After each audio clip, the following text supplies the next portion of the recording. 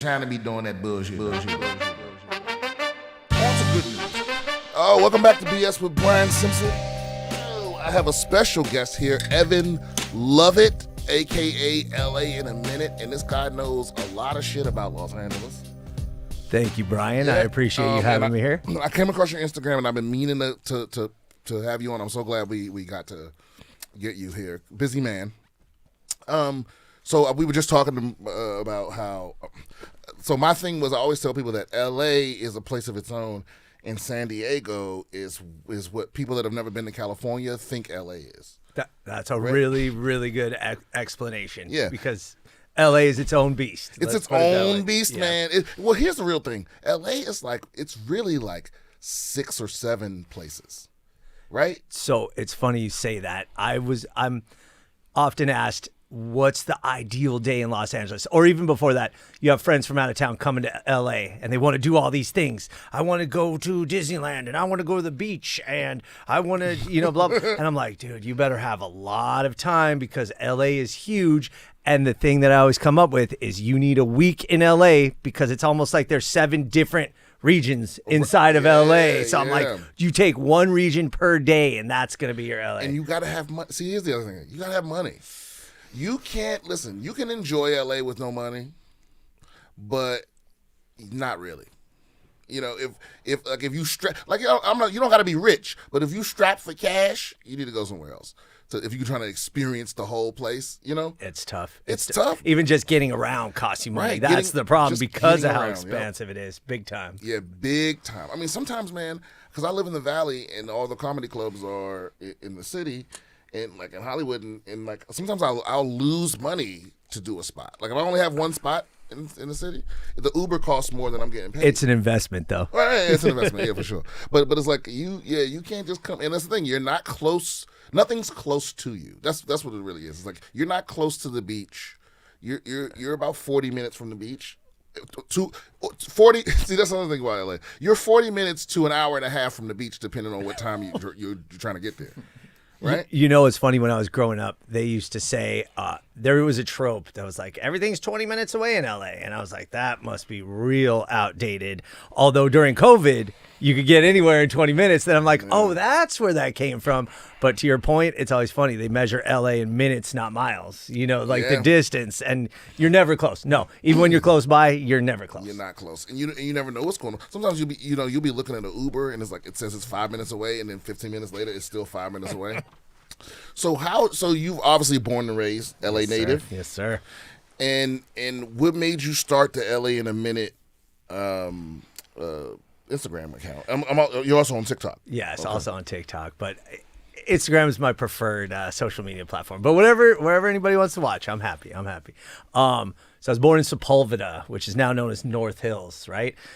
Geographic center point of the San Fernando Valley, borders Northridge, Panorama City, Arleta, and my parents were big, kind of LA nerds. They'd always take me around Los Angeles, right? We'd go to Griffith Park, we'd go to Venice Beach, Dodger Stadium, of course, the Forum, and my dad used to always take little circuitous routes everywhere. He'd never just go straight freeway. And obviously this is days before Google Maps and stuff, but just seeing different neighborhoods and all this stuff and kind of drilled into my head sort of the love of the city. Now, but how LA in a Minute came. So I always loved LA. I was always one of these kids, growing up, even as an adult, some athletes from LA, I'll be like Giancarlo Stanton, Notre Dame High School, Sherman Oaks, you know what I mean? So I know all that, Gilbert Arenas, Grant High School, right? Whatever it is, just LA nerd kind of stuff. But so my son is 8 years old now, and for the last couple years he's been like a screen time monster. You have kids? No. Okay, so kids it's nuts. It's weird. I mean, I'm sure they say about every generation, but so it's an effort to keep him off the screen. And that battle, I just wasn't going to win that battle. You know what I mean? So I was like, listen, if you want to stay on the screen, if you want the screen tomorrow, you have to learn something today. I didn't care what it was. It was Saturn Has Rings, or blah blah blah movie was the largest grossing movie. And I'd be like, well, you learned something, just to at least be, so I could feel like, hey, he's getting it can't just be all junk food. Correct. So now as I said, I'm an LA nerd. I was a journalist coming out of college. I worked for the LA Times a little bit. I went to UCLA, wrote for the newspaper there. I was the sports editor for the Daily Bruin. So I'm always like a journalist at heart. I still get the LA Times to this day, the physical newspaper LA Times today. So I'd always try to tell my son, Felix, I'd always be like, yo, here's the stories. Here's what's going on in Los Angeles. He's a kid. He did not care. I'd be like, you know, you're eating breakfast, like read the newspaper like Papa used to. He'd be like, are you serious? Like, no, right? No, you're not getting no child to read the newspaper. So around like holiday time last year, and this is when Felix, my son, got into TikTok, right? He somehow discovered TikTok. And at the time Your son's name's Felix? Yeah. Or is it Felix? Felix. Yeah, how do you know? Because that's one of the controversies. That's right, Felix. It is, especially because my wife is Mexican. So when we came up with a name, we needed something that like her family and my family could pronounce, and it would be, you know, because some kids have a very Americanized name, and then that was the first video of yours I saw was the Los Feliz or Los Feliz. There you go. There. So yes, Felix. Good job. Are you in a group of like LA enthusiasts, or are you the foremost expert? Okay, let me be clear up front about something. I am not an expert. I love LA. But Bullshit, what I you do, being humble. No, what I do is research. I do like enjoy doing research. Like I said, I mean, I was a journalist, so I like doing the homework on this stuff. One of my friends says, bro, you do a term paper every single day. And that's kind of like, I mean, I don't look at it like that, but ever since he said that, I'm like, it really is like that kind of research. But if you quiz me, even on like my videos, I don't know every little nugget by heart that's in the videos. But yes, like I love this city. I have a genuine passion and curiosity. I'm sure the knowledge you're walking around with LA wise is probably more than the average person. You know, without patting myself on the back, that's probably true, just because of the research that I've done, though, right? Like, but that's what's fascinating about it is, because see, that's the thing is like, I love an expert. I love it like assassins. Yeah, you know, I love to see somebody put a gun together or a pool stick. You know, or like the other day I watched a video of a motherfucker laying bricks, and he was just so good at it. He was just right. And dude. Let me tell you something. On that note, this is what's funny. I always talk about like reality shows, right? Is you could literally have a reality show on any group of people or any vocation. I always take the example of like landscapers or gardeners, as we used to call them in LA, where it's like people, you know, a lot of people, especially in nicer neighborhoods, don't even like think about them. They're just background. But if you somehow had a reality show like The Real Gardeners of LA and you just follow them around and doing their work and what it takes to getting up early and doing here and why these dudes wear long sleeves when it's hot out. And you're like, wow, this guy's like fully, but all this stuff is so interesting. But to your point, anybody that's an expert in their field is fascinating because they know it, they're good at it. And that knowledge and that information is what makes them what they are. And they know more about that than you or I do, and then thus it becomes interesting if you have any kind of curiosity. That specifically, it's like the very wealthy people in LA know this by now. Well, they all learn this lesson real quick. Is, you know, when you first get one of those fancy mansions and whatnot, and you're used to, you learn real fast to be nice to your gardener because the first time you have the attitude, well, I can get anybody to cut my grass. It's like, no, you can't. The dudes that cut that grass, it's like the dudes that cut the PGA Tour golf course. That's you can't just go find somebody that can do that. That's true. But on that note, I must say, being nice is one of my big things too.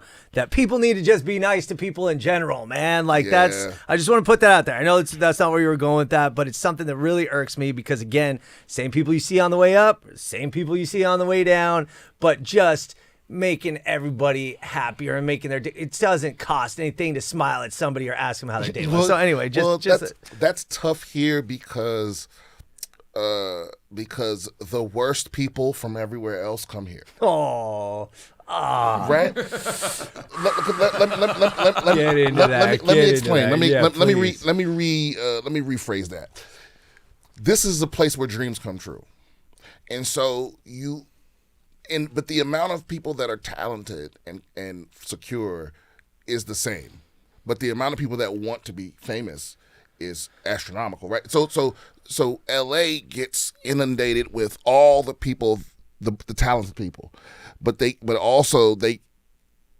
it draws the people that think they're talented and they aren't, which, like the William Hungs of the world that like think they can sing but they really can't. It's like, so it is way more of them, and so it's just what it is. The nicest places draw the best people and the worst people. So it's more competitive. I'll give you that. I'll give you that. But that's only Hollywood. But at the same time, a movie. You ever see the movie Big Lebowski? Yeah. Okay, so that dude could literally only exist in Los Angeles. He's not competing, not trying to be famous, just literally drifting at whichever way the wind blows. I mean, that kind of is sort of like another LA mentality. And not to say he's a good guy or bad guy, but going back to the point, I mean, for me, I just feel like you put good, and I always tell this to my son, you put good energy out there, you get good energy back. It's not foolproof, but it's a good way to go. Is there anything that I absolutely, because I'm moving this weekend. Is there anything I absolutely have to do before I leave LA? Any food I have to try? Oh my gosh, I don't know what you have or haven't done. My favorite restaurant is Jitlada. It's a Thai food restaurant in East Hollywood. Jitlada. Yeah, but it depends what you're into, though. That's like a restaurant. That's a do not miss. Super spicy if you want. Not everything. I don't want super spicy. Okay. Food wise, I mean, look, what are you into? Let's just say a steak. Again, I just actually had a conversation. There's a nice steakhouse downtown called Nick and Steph's, which has a nice outdoor patio. It's not necessarily the best steak in LA. It's good. But man, good steak. There are a lot of good places. Fish. Sushi Row on Ventura. This is something I just learned. So you ever heard of Sushi Row on Ventura? Mm-mm. Okay, so Ventura Boulevard has the highest concentration of sushi restaurants in the world outside of Tokyo. At one point on Ventura Boulevard, there were 190 sushi restaurants at the same time. 190 sushi restaurants. Now, it's a bit deceptive because Ventura Boulevard is also the longest contiguous stretch of businesses on any street in the world. So it's a lot of businesses to draw from. But still, and I think it's 22 miles long.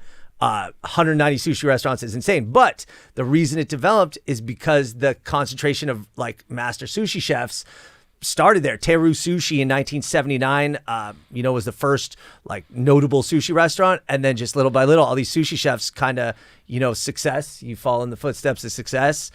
So there's a lot of can't miss places. The original Katsuya, I know Katsuya has this reputation as like a party spot and blah, blah, blah, the one in Hollywood. But the one on Ventura and Studio City is the original Katsuya that to me is my favorite sushi in the Valley. So that's where I go. Sushi Row on Ventura. Well, Sushi Row is like what the stretch of Ventura is called with all the sushi restaurants. Over in Studio City. Yeah, but the original Katsuya is in Studio City. Now, otherwise, regular fish right here in Van Nuys, there's a place called Mariscos 818. Catch 818, Mariscos 818, right there in front of the Van Nuys Airport, which is awesome. That has like this aguachile dish. Okay. Let me get back to just to close out the story on why I started LA in a minute, if you don't mind. No, please. Yeah, okay. I interrupted you. So it's no, you didn't interrupt. It's your show. Yeah. So last holiday, right? My son's getting into TikTok and stuff like this. We are at my wife's family's house for like Christmas, right? And she has all her cousins, huge family. And, I was sort of lamenting the fact that I'm like, dude, Felix is always on screens. Like, what do I do? I tried this trick, which seems to work, but he still watches junk. It's not like that makes him watch all this History Channel stuff. He just learns one thing, then puts on the garbage. And then, so my wife's little cousins are like, maybe you should have him watch news on TikTok. And I was like, okay, get out of here. I saw what news on Facebook did to the world. Like, news on TikTok sounds terrible. What is it, like somebody telling the news while they're doing a dance, like this dumb, show me a couple videos. And I'm like, I don't know. But the seed was planted. And then, so what I did, I was like, you know what I'm going to do?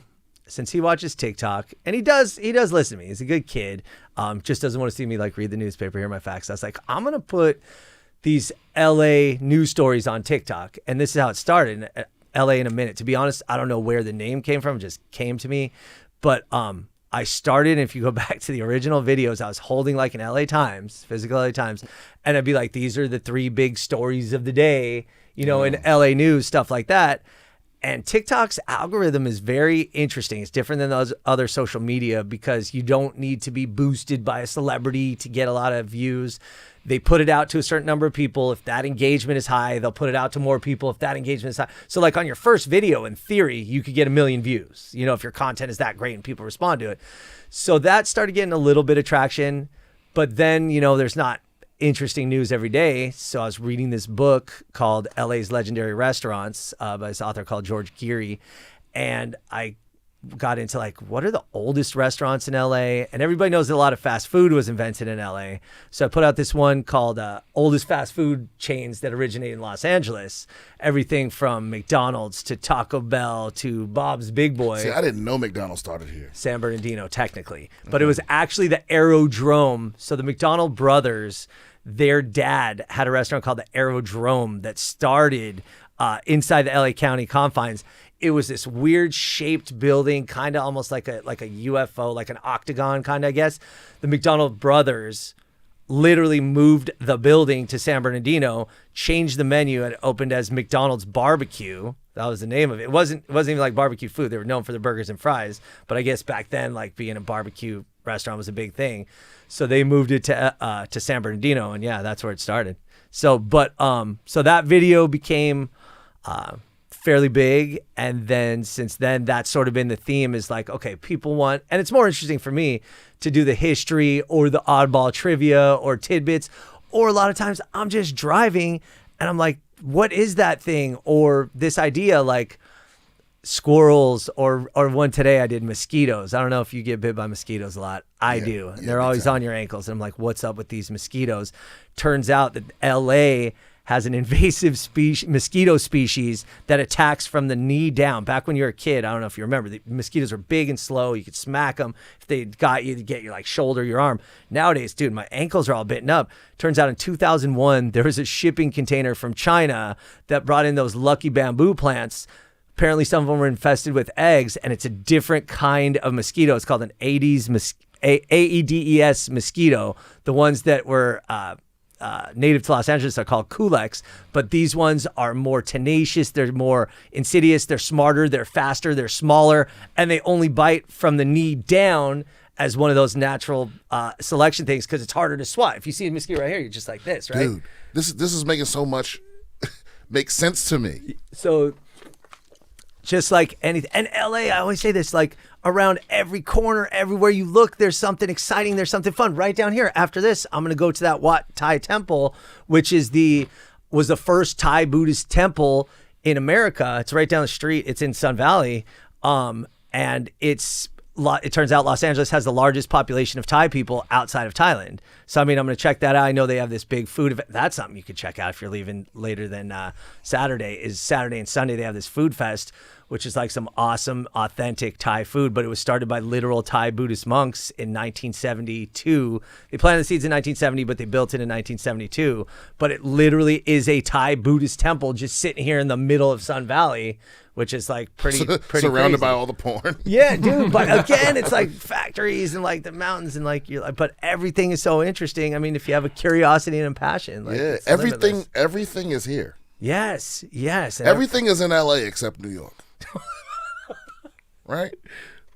Everything is here. It's true. It's like the only thing that's missing is just other places. But there's nothing you see. This is one thing I do love about it. This is what I'm going to miss. One thing I do love about LA is that you won't miss any media. Every movie premieres here. Every song, every trend, all the fashion, all the shows, Totally. every tour, everything comes here. Absolutely. I mean, world city, world metropolis. And one of the things that intrigues me about that is LA is such like a young city relative to all the great cities in the world. I mean, literally in 1880, the population of Los Angeles was less than 10,000 people. And I mean, if you think about it, that's 140 years, but less than 10,000 people. It's a town. It's less than a town. And in fact, it was considered the most dangerous and lawless place in the United States as recently as 1871. Because it was so far west and so far south. The literal Wild West. Yeah. The literal Wild West. So let me ask you this. So is this correct? Because I've been spreading this information, so I hope yes, it's right. But I remember reading that Hollywood, quite by not accident, but because because it used to be a lot of orange trees and lemon trees and shit, and because there were so many different vistas, because you got the mountains, you got the tree, you got the orange groves, you got the all the different what am I trying to say, locations, all the different. Someone filmed a movie here.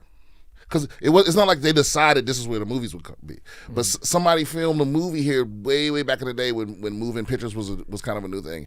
Somebody filmed a movie here because it was so many different places to film for cheap, so you didn't have to travel, right? And then that movie ended up being a hit. I don't know, like an unexpected hit, and then every movie studio started moving here. That's why Hollywood is Hollywood. Okay. Is that true? Pieces of that are true. All right, let me know what's up. So check this out. So moving pictures started in New Jersey. Thomas Edison had the patent on motion pictures, right? Okay. And that's where, because he had invented the technology, that's where the movies were being made. But he didn't, as much of a literal all-time world genius he didn't have the foresight to see movies being what they are today. So he thought he was going to make more wealth on enforcing the patents, right? So he had the patent for all this motion picture stuff. So everybody would either give him a piece of their movie, or they couldn't make the movie, or he'd sue him, right? So what happened is one movie producer was like, I'm going to get as far away, because this is like the 1890s, early 1900s. Like, I'm going to get as far away from Edison as I can to make my movies. What's further from New Jersey than Los Angeles? Comes out to Los Angeles, and then this is where your theory does come true, where he's like, wait a minute. I have mountains, I have desert, I have ocean, I have hot valley. So then to the point of like, wait a minute, not only am I away from Edison and him trying to enforce all these patents and suing me, but I have literally every climate, every background possible. And then that kind of sparked the movement to Hollywood. But Hollywood itself was originally known as Hollywoodland, and it was a real estate development by Harry Chandler and some other people, but mostly behind Harry Chandler of the LA Times. And if you really want an interesting story, I won't get into this because this will bore people right now, but Harry Chandler and the LA Times literally are one of the main reasons that LA is what it is today, because they get into that. Our audience is smart, right? Well, smart but dense though. So okay. So look. So it started with. Let's give us the bullet points. Okay. So Harrison Otis, Harry Chandler, 1880s, 1890s, LA, again, lawless, dusty town. They started a newspaper, and their newspaper was built on a couple things. Number one, no unions. Number two, basically promoting propaganda for Los Angeles, getting people to move to Los Angeles, buy the real estate of Los Angeles. Why? Because the land was cheap back then. They snatched it all up. And it was and luckily it ends up being like a great place, but they wanted to get people to move to Los Angeles. So all the stories were basically like, I want to call it propaganda, call it hucksterism, if you will, getting people to move to Los Angeles. But because what they did in LA we have a water problem. LA is, and always has been, this drought thing isn't new. LA is an arid coastal desert, right? So LA just doesn't have enough water to be a big city. What they did was go and get the water from the Owens River Valley. But before they did that, they had bought up all the land in the San Fernando Valley and all the outskirts where all the suburbs are. And they were like, once we get this water in here from 250 miles away, which in itself is such a Herculean task of engineering. And it's literally like a wonder of the world that they have this aqueduct from the Owens River Valley to Los Angeles. But they knew that as soon as we can irrigate and fertilize all this land, now you have this great, valuable land to sell. So the LA Times, the main people from the LA Times, along with other people like Moses Sherman, Isaac Newton Van Nuys, Isaac Lankershim, these big conglomerates, a lot of them streets are named after them and stuff like that.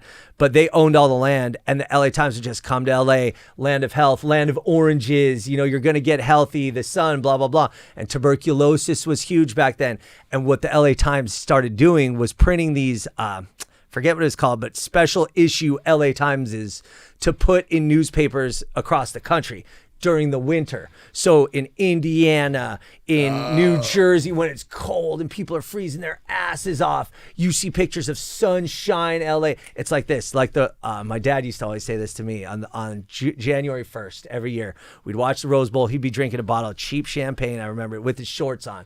He'd be like, we're the only place in the country where you can wear shorts on January 1st. Like the rest of the country's freezing their asses off. And he's like, we're out here wearing shorts. I guess San Diego too. But so either way, that was like kind of the propaganda that brought people out here. And so the LA Times was sort of behind all of that with real estate, water, and believe it or not, LA used to be the world leader in mass transit as recently as 1914. Okay, now break that down for me because I've heard this too. I've heard that LA is that we used to have an intricate streetcar system, and the subway the planned subway was like going to rival New York City. This blows my mind. So it wasn't even planned. Cue the clip from Who Framed Roger Rabbit right here. So, dude, This literally blew my mind, okay? So there's a railway station kind of by my house in North Hollywood, right? I've seen it 100 times, maybe more. Never thought much of it, you know what I mean? But it's like an old building, but again, 1890s isn't like, oh my God, that's crazy old. It is old for LA. But I'm looking into it, and it turns out that that's one of the original railway stops in Los Angeles. And I'm like, okay, that's interesting. I was like, maybe I should do a story on this. And the more I'm looking into it, and I'd heard all this stuff, I was like, wait, LA wasn't supposed to be a railway leader. LA, get this, there were more electric train station stops than there are back then in the 1910s than there are freeway exits today. So there were over 1,000 miles of track. There were 20 different lines, right? And there was everywhere, 4 counties, San Bernardino County, Kern County, Orange, Riverside, Los Angeles. Every county, there was this extensive network that Henry Huntington ran, Pacific Electric, Southern Pacific, he consolidated them. But Los Angeles was a rail city. And if you see these maps, it's mind-boggling because it's like, let's say you see the New York subway maps. And you're kind of like, okay, that's a lot, dude. Like, how do I figure? I mean, you learn how to figure it out, but it's like there's a lot of stops, and if I got to go to Staten Island, or if I need to go to Queens, then I need to go to the Bronx. Like, how do I get there? And blah blah blah. I need to switch trains, dude. I'm looking at these old LA railway maps with over 1,000 different stops, and it's funny because it wasn't. Now you have, every mile there's a freeway exit, which is still kind of a lot, but back then it was like seemingly every block. And the reason why is because all these real estate purveyors, they'd buy a piece of land that wasn't developed. First thing you do is now you get an extension on the train to, now we have a stop in Arcadia. Now we have a stop in Whittier. Now we have a stop in Glendale. And now we have a stop in Watts. That's how all these towns develop. What happened? Dude, so what happened? Okay, so there's the conspiracy, which may or may not be a conspiracy. I'll tell you. So, a big investor in the rail lines, because they ended up not being super profitable after a while, right? That's just too many stuff. It's like, that's tough. Infrastructure is a tough business to be profitable in. So they stopped being as profitable in a while. And this is after World War I. People are, they want more autonomy. They're starting to travel more. And roads weren't what they were, right? The first freeway wasn't until the Arroyo Seco in 1940 was built. And the first paved... Was that here? Yeah. In the first freeway was here? Yeah, 1940, wow. Arroyo Seco, the 110. You know it as the 110. So the first paved highway was Route 66, and that started in 1926, but it wasn't even paved until 1938. So in 1938, you couldn't even drive coast to coast on pavement. That's pretty recent. So it makes sense. Cars are new. There's not even a lot of roads. Trains were the wave of the future, if you will, for transportation. But now all these investors in the train lines were the same car companies that ended up being car companies: General Motors, Firestone, Goodyear. And what they're seeing is people's tastes were changing. Now, this is where it becomes is it a conspiracy, or is it really just people would rather control their own self in a car? They'd rather have the autonomy of driving a car than waiting on a train. Even if they're efficient and nice, for me, I would take a car 9 out of 10 times. I wouldn't say 10 out of 10, but I like driving. So General Motors, Firestone, Goodyear. So they start buying more of the railroad lines and start buying more of the infrastructure from those, the tracks, the stations, stuff like this. And little by little, they start dismantling them, right? Because at the same time, you have the ascension of the car, and you have Dwight Eisenhower passing the forget what it's called, but the act to build more freeways and realizing that people are using cars more. We need paved roads. We need a highway system. We need all this stuff. You're positive. I say conspiracy. And a lot of people say that to this day. Straight up conspiracy. If you look it up, there's a Wikipedia entry for General Motors conspiracy, which says that General Motors, because they wanted to shoehorn everybody into driving cars, is the main reason why they took control of the railways and started dismantling them. I'm pretty sure something similar happened in San Diego too. It was the Federal Aid Highway Act, by the way. It was the Eisenhower. Yeah, so here's my other question: Do you know anything about any other cities? Because I can't imagine that you would in your research for LA. There's no fucking way you don't come across some other mind-blowing fact about some other cities. It's always cool stuff. Every city has cool stuff. Now everywhere I go, I look at it through those eyes. The city I know best besides LA is Vegas, because my dad used to be a boxing manager. So another arid desert that they convince people to move to. Totally. Right? So interesting fact about Vegas that I just learned. Vegas is the only city that's taking water from because it's drought. Everybody's talking about the drought, which is real.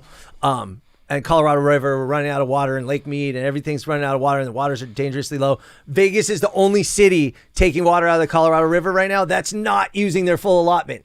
Every other city, whether it's Arizona, Utah, like Salt Lake City, Phoenix, Los Angeles. How is that possible? That's what I wanted to know. I haven't looked into the depth, but I wonder, is Vegas's allotment just so high that they're not hitting it? Or I do know this, like Vegas, for all of its, I don't want to say wastefulness, but Vegas goes over the top with what excess. They do. But they're smart. The people who run that shit are so smart.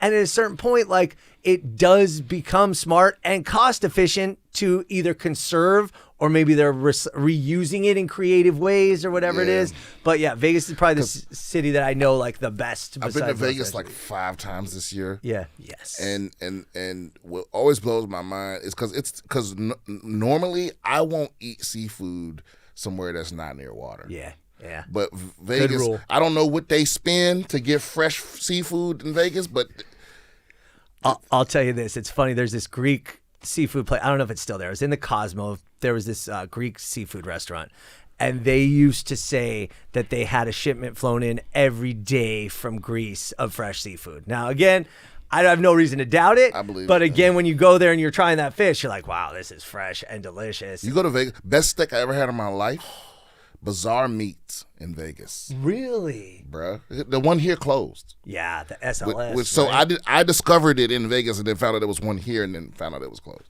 Wow. But Bazaar Meat, yeah, man. They had it was the best steak I ever had. It was That's easily awesome the most tasty. Maybe it was the whole experience, but Bazaar Meat, check it out.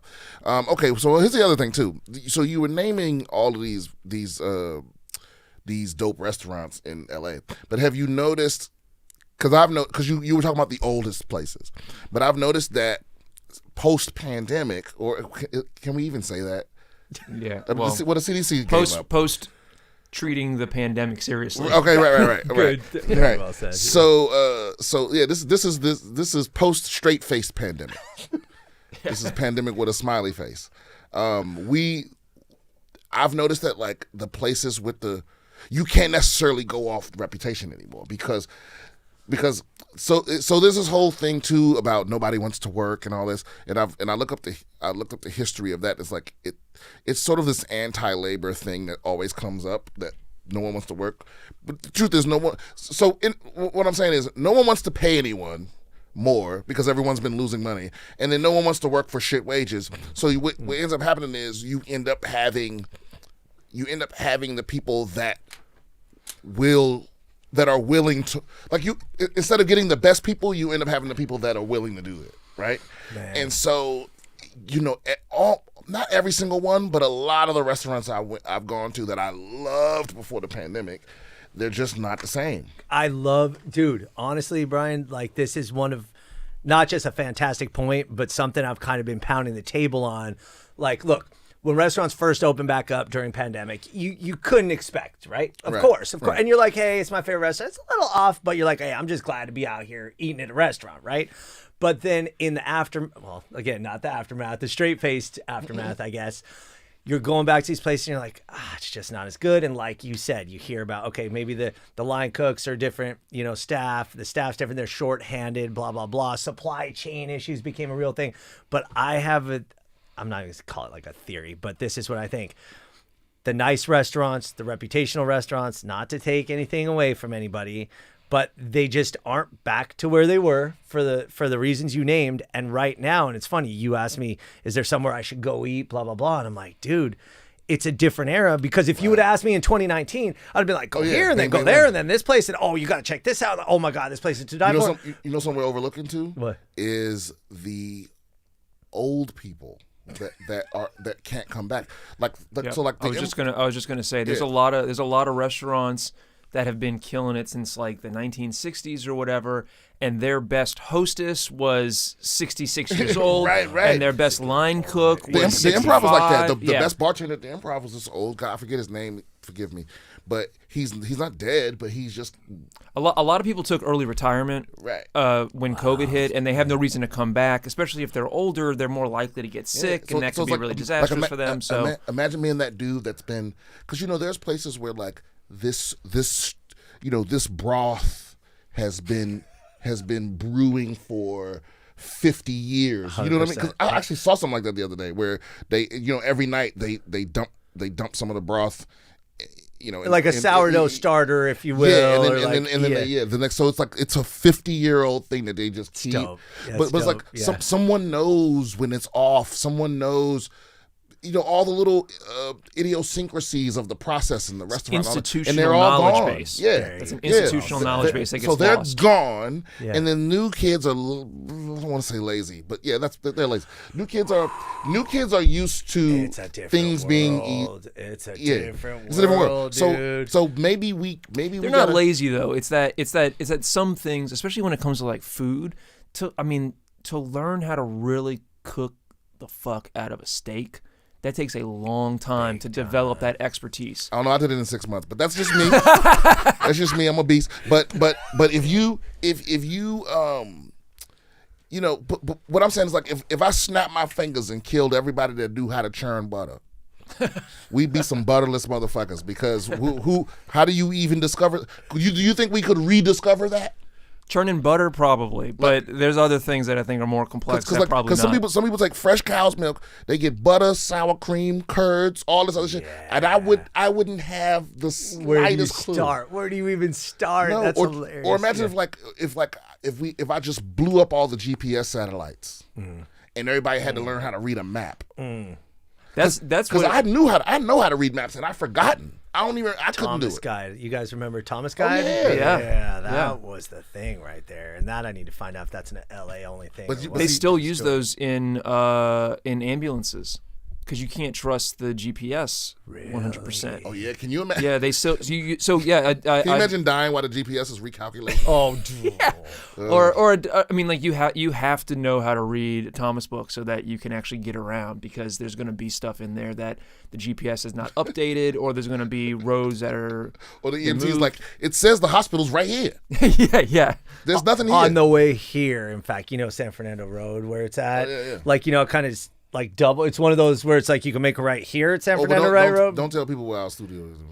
Crazy groupies. No, I'm just kidding. We don't have groupies. Well, San Fernando Road is a huge, huge street and one of the most historic roads in all of Los Angeles, because that's where the train first came into Los Angeles from the north. So without San Fernando Road, there would be no San Fernando Valley, and it stretches all the way from the north end of San Fernando Valley all the way through downtown. So that's why the intersection's so fucked up. Okay, that makes sense. There you go. Are you sick of this? Because I just imagine you, like every time, I imagine you sitting around a fire pit, and everyone just being like, so what about this? And what about, like every time you're at a party with your wife and shit, like everyone's just asking you questions. I'm curious though. That's why, because I'm passionate about Me too. it. So everything I hear, I'm all. What I lament is the fact that I don't have enough time to get to all of it, because it's like if I post something or talk about something, everybody's like, "Well, what about this? You need to cover this," and it's not annoying, but it's only like, oh shit, I do need to cover that because that's interesting and I want to know the history. So about are you gonna do a podcast about LA? Because you know what it is. I know everyone's like, oh, everyone has a podcast, yeah, but not everyone's good at it. This is interesting to me. It seems like a lot of work. Because though, look, everybody, because yeah. Rob had never heard of you when I was like, he's gonna be a guest, and when I walked in, he was looking at the videos because it's you get hooked in. I think again, it's good. I hate to use this term, but good content because it's interesting. And like, hopefully I'm not being a jerk about it. And I just want to share that passion and shine a positive light on Los Angeles because there's so many negative stereotypes and tropes. I used to always hear whenever I grew up, LA has no culture. LA has no history. Bullshit. LA has so much of both. You just need to look for it. And again, to this conversation we were having prior to the show, people from outside are like, oh, well, LA is just Hollywood and the beach and Beverly Hills and that's it. Yeah, I'm like, dude, that's not even like real irritating. LA. Yeah. Hollywood is like 20% of it. Not even, right? Yeah. It's important. Look, Hollywood is important It's very because of what it produces. It's where all the money comes from. Yeah, but like, it's always funny when people come from outside LA. They're like, I want to go to Hollywood. I'm like, no, you don't. You're gonna be a little disappointed. Like, yeah, because here's the thing, you gonna get tourists. You're gonna be disappointed before you even leave Hollywood Boulevard. Because those stars are only clean for like 3 blocks, and then you're like, "Oh, wait a minute! You can't make no turns." You're just like, "Wait a minute! This is not what it is on the TV." Yeah. But you know what? There's no feeling though. The first time I came, so before I had the balls to move here, the first time I came here, I was asleep in the car and I woke up and we were on Hollywood Boulevard and it intimidated the shit out of me. Like all the lights and the tourists and everything because I didn't experience anything else. This is my first time ever in LA. I wake up, it's nighttime and it's a big deal. It's in full Hollywood Boulevard mode and I see the dude dressed as Michael Jordan and the dude is painted gold and it's people are dancing and pop-locking and it was just a lot. And I was like, is this LA? I'm not ready for this. It's overwhelming. It's definitely overwhelming. But then you go down like 3 more blocks and you're like, oh, this is just a regular place. and that's the funny thing. I used to live on Franklin. That was my favorite. Like I was just so like that little neighborhood. Which I just loved living there. It was like by that there's a Gelson's over there. Yeah. I used to live. I was like the next block from the Gelson's, and then the Improv Theater is right there. Yeah, it's cute and it's walkable. Well, cute might be the wrong word, but it's like it's got a personality and it's walkable and it's cool. And then once the Scientology people know that you're really really not going to take the pamphlet, they're cool. One quick thing, I want to go back real quick about restaurants. I will say, and I feel this is very important for Los Angeles, the places to eat are the literal mom and pop spots. Go to that place in the strip mall. Yeah. We have so many different like ethnicities and types of food, Filipino food, Salvadorian pupuseria, like every single Mexican place.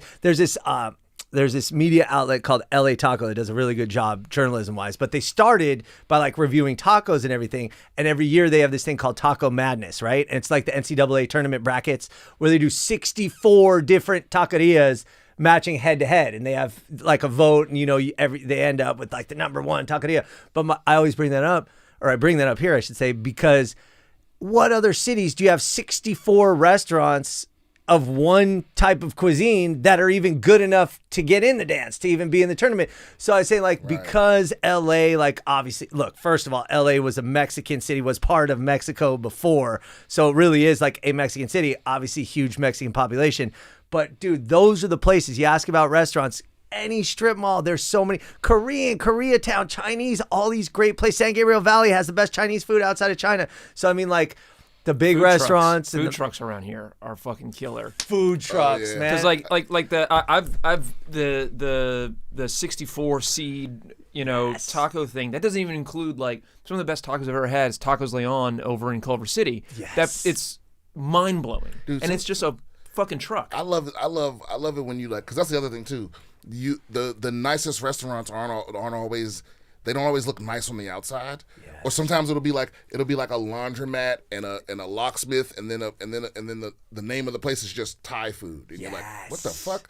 And you go in there and it's like the best shit you've ever had. So yeah, you're not necessarily got to go to like some people, because people that haven't lived here, they think that like all the nice shit is just in Beverly Hills or just, you know what I mean? Like they have to go to the Grove or it's like, no, man, some of the nicest shit is it's in an unsuspecting place. You would never guess that like this parking garage has like a little booth in it and there's a man that just gives you a burrito through a hole or something. You know what I mean? Perfect illustration right there. And two things I like to say. Number one, you get the same rush of endorphins from Jack in the Box at 2 a.m. as you do from eating a Michelin star meal. So let's just call it what it is. Like you go to and not to say, look, it's a different experience and that's part of it and blah, blah, blah. And you're with your wife or your girlfriend and trying to impress her. It's a different story. But like people that are sort of elitist about food, it's like, dude, just be real with yourself. Like that taco truck is it does the same thing for your brain, your stomach, your mood as like, Gordon Ramsay or whoever. Yeah, like, and your butthole. And one more thing just about taco trucks. The taco truck was literally invented in Los Angeles. Raul Martinez of King Taco, 1974. He immigrated from Mexico City, was watching soccer games at MacArthur Park. And back home in Mexico City, they used to like make carne asada during the soccer. And now it's like commonplace. But he was like, you know what? I'm going to buy an ice cream truck, make it a quote restaurant on wheels, and start serving carne asada. Sure enough, first day he sold $70 worth of tacos, which in 1974 is a good night. Second day, double that amount. Within 6 months, King Taco opened. Now there's over 20 King Tacos. But that was the first taco truck, and that was invented right here in Los Angeles. And then Roy Choi of Koji. Or Kogi, I've only been going there for 15 years, but that was the taco truck that kind of kicked everything into high gear because food truck, if you will, but it's Korean tacos. But he was the first one to sort of capitalize on social media. It's right when like Twitter got big. So it was like, we're going to be at the corner of like 3rd and then like, okay, now we're going to be in Northridge. And like it became a thing. So taco truck, food truck culture literally came from LA too, which I think is very important. I learned a lot today. Is there any final question you have for Evan? Have you ever done a bit on Baxter's Choo Choo? Do you know what I'm talking about? No, what is that? You know who Baxter Ward is? He worked on the LA County Supervisors. I know the name. I don't know anything beyond that. He did in 1976. He was the one who proposed the referendum for the Metro link in LA, and then it got voted down. Do you know what I'm talking about? He ran for mayor like 4 or 5 times or something. Keep going, yeah. But that would be an awesome topic for a bit. And I'm telling you this, turn over a rock and you got an awesome story about Los Angeles. I know. This motherfucker always knows some shit that I don't know. That was deep cut. That was true deep cut. So, right there. My last quick question. Yeah. This is a waste of my last question. Okay. Why did they take the land off Hollywood? It used to be Hollywood Land. Great question. Now it's only Hollywood. What happened? It used to be Hollywood Land, and the sign used to say Hollywood Land. And to be fully honest with you, just as a development, it was too long. And the people who wanted to maintain the sign, because it wasn't maintained, they had put it up, and it was real estate development. And the developers, sold their land, and they were like, "We're fucking out of here." It was when they wanted to start keep the sign nice. They were just like, it doesn't need the land. It sounds just as good Hollywood. So is Hollywood a real wood? So there's multiple stories about why it's called Hollywood. One of them is that one of the founders, she had a tree that was like a holly tree, and she wanted to call it like Hollywood, but that one doesn't really stand up too much. But there's not really a conclusive story on why they called it Hollywood. Yeah. Okay. Anything you want to plug before you leave? Follow LA in a Minute on Instagram. It's at LA in a Minute, just like Los Angeles, LA in a Minute. And if you have TikTok, it's Evan Lovett, EvanLovett. But you can find me if you look up it's LA in a Minute. It's not LA in a Minute on TikTok? I could get into that. I haven't changed it over yet. I have both, but you find me if you look up LA in a Minute. I thought it was going to be like a cool story about like... No, that one is not a cool story. Okay. Yeah, but LA in a Minute. And of course, we actually, should we do one article before he leaves? Sure, we can do an article let's before do he that. leaves. Let's do that. We should also do we talked last time about philosophical quandaries as well, becoming a regular thing. Oh yeah, but I didn't do. You didn't prep one? Okay. No. Yeah, we like philosophical quandaries out here. Let's do an article. Okay, let's do one. because it's kind of what we do. So, but see, we could ask this motherfucker questions all day. All right, let's do something light. Good luck. Okay, you know what? Whatever. Okay, police find. I'm sorry. Scientists, not police. Those are two quite different things right there. That changes the whole. Yeah, that's a very different vibe. Because if it's an article about something police found, it's usually not a good thing, right? Right. Okay, study finds that rainwater is no longer safe to drink anywhere on Earth. Oh, come on. Yeah. Even in Amazon or something? Even like nowhere. Pure. Okay. Nowhere. Keep going. So researchers at Stockholm University and ETH Zurich University found that the water is unsafe due to the presence of forever chemicals, which have been found in remote places like Antarctica and on the Tibetan Plateau. Okay. According to the study, the rainwater contains per and polyfluoroalkyl substances. Fluoroalkyl substances, PFAS. Human-made chemicals used in various consumer industrial products. Okay. Researchers say these chemicals don't break down in the environment, and based on the latest U.S. guidelines for PFOA in drinking water, rainwater everywhere would be judged unsafe to drink. Although in the industrial world we don't often drink rainwater, many people around the world expect it to be safe to drink, and it supplies many of our drinking water sources. The study was published last week in the journal Environmental Science and Technology. That wasn't light at all. So I remember going outside when it was raining. Me too, absolutely. Especially here in LA because the rain's so rare. I go and bathe in the rain outside. So this PFOA apparently it'll fucking ruin your. But you know what? You want to take on that? Yeah. So here's the deal. There was a study like a few months ago that came out that said like every newborn baby has a certain percentage of microplastics, right? Because that's how many microplastics we ingest on a daily basis, including even like pregnant mothers who are so careful. My philosophy is this. It's like, do I believe it? Of course, it's probably true. But again, you're not going to avoid these poisons or these chemicals in doing anything in normal life right now. So get out there, enjoy the rain, suck up some rainwater. You're not drinking gallons of it at a time. I mean, And I think that's way worse. Worse. Like I found out the other day that like a friend of mine told me that our taints are shrinking.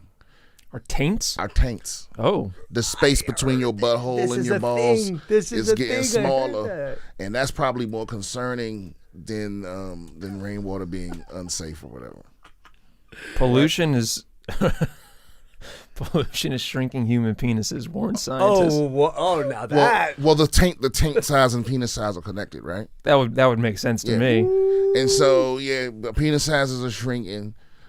That's a little more But concerning. clitorises are getting huge. No, that's not what's happening. I guess we don't have a conclusion on that because it was a big science story, but it's not something that we can do anything about. No.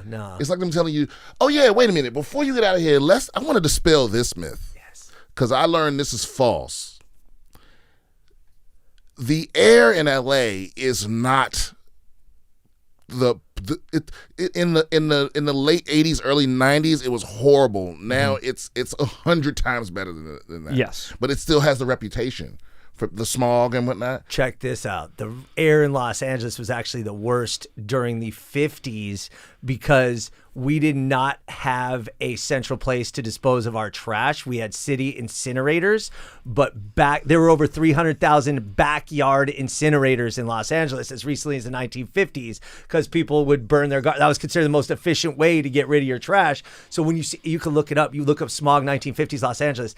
I'm telling you, it's like these ones you see in some places in China and India now where you literally cannot see the building across the street because of the smog. So in the 60s, like the Bureau of Sanitation kind of like cleaned up a little bit, pun intended, but through other means, California and LA have been going that direction to clean up the air, but the air's been improving since the 50s. It probably got the biggest reputation during the 70s and 80s, but it's definitely a lot cleaner than it was. But the 50s was actually the nadir for air quality in Los Angeles because of the backyard trash incinerators. 1943, the air quality was so bad that people thought that the Japanese had attacked LA with a chemical weapon.